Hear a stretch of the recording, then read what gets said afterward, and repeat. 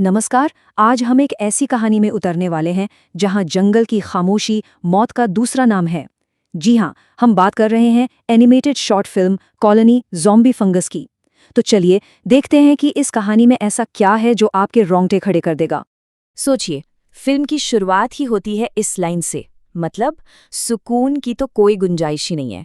ये खामोशी असल में एक बहुत बड़े तूफान से पहले की शांति है, एक ऐसी तबाही जो हमारी आपकी समझ से बिल्कुल बाहर है। तो कहानी शुरू होती है एक फॉरेस्ट गार्ड से। नाम है बीरेन। वो अपनी रोज की पेट्रोलिंग पर निकला है।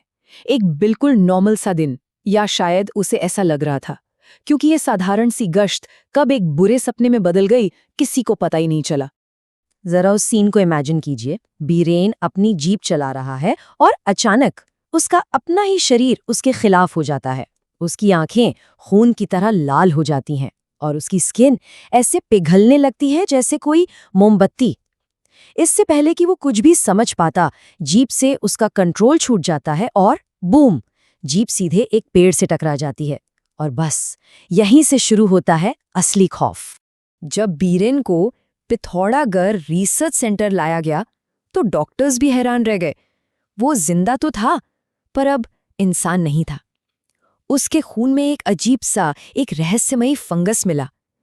इसी फंगस ने उसे एक तरह से जिंदा लाश बना दिया था। न मौत न जिंदगी, बस एक जंगली जानवर जो सिर्फ हमला करना जानता है। तो अब इस गुत्थी को सुलझाने की जिम्मेदारी आती है रिसर्चर्स की एक टीम पर। टीम में है प्रोफेसर, ऋतिक और शालिनी, और उनका मिशन बिल्कुल साफ है, उस खतरनाक जंगल में वापस जाना और पता लगाना कि आखिर ये इन्फेक्शन आ कहां से रहा है। देखिए, मिशन के रूल्स एकदम क्लियर और स्ट्रिक्ट हैं। पहला, फंगस का सोर्स ढूंढो। दूसरा, उसका सैंपल कलेक्ट करो।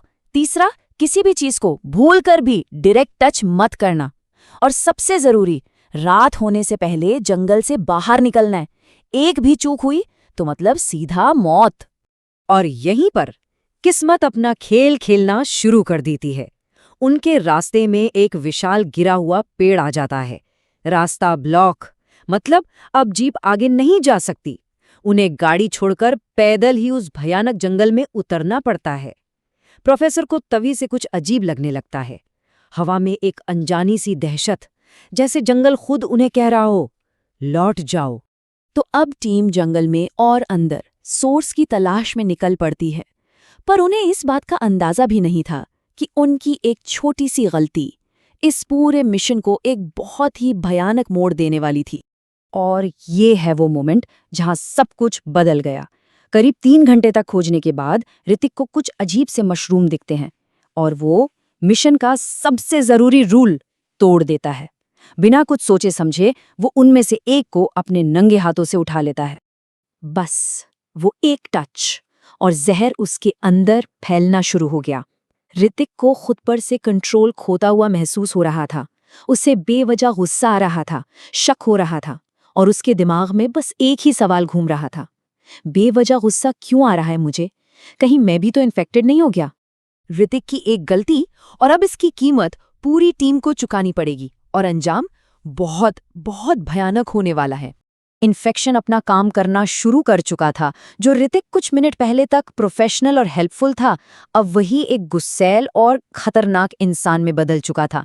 वो अपनी ही टीम से बातें छिपाने लगा था। वो अब पहले जैसा ऋतिक नहीं था। और फिर वही हुआ जिसका डर था। इन्फेक्शन ऋतिक पर पूरी तरह हावी हो गया। उसने अपनी ही टीममेट शालिनी पर हमला कर दिया और जंगल के अंधेरे में कहीं भाग गया। अब सिचुएशन बहुत खराब हो चुकी थी।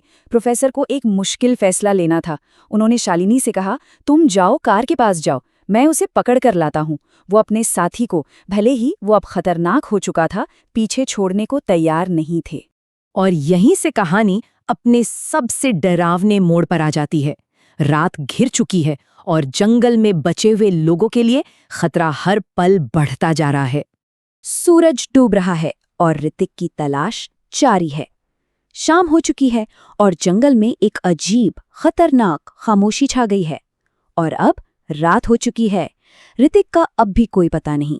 एक तरफ शालिनी है जो बुरी तरह डरी हुई है और यहाँ से बस निकलना चाहती है, और दूसरी तरफ प्रोफेसर, जो अपनी जिम्मेदारी नहीं छोड़ सकते। वो कहते हैं, मेरी बात समझो, उसे यहाँ मरने के लिए नहीं छोड़ सकते हैं। उनके लिए ऋतिक अब भी उनका स्टूडेंट, उनका साथी है। तभी अंधेरे में उन्हें कुछ दिखता है, एक टूटी फूटी जीप, और ये देखकर उनके रोंगटे खड़े हो जाते हैं। ये वही जीप थी, पहले रेंजर बीरेन की। उन्हें ये समझने में देर नहीं लगती कि वो ठीक उसी जगह पर खड़े हैं जहां से इस पूरे खौफ की शुरुआत हुई थी। और तभी उस मौत जैसी खामोशी को चीरती हुई एक आवाज आती है।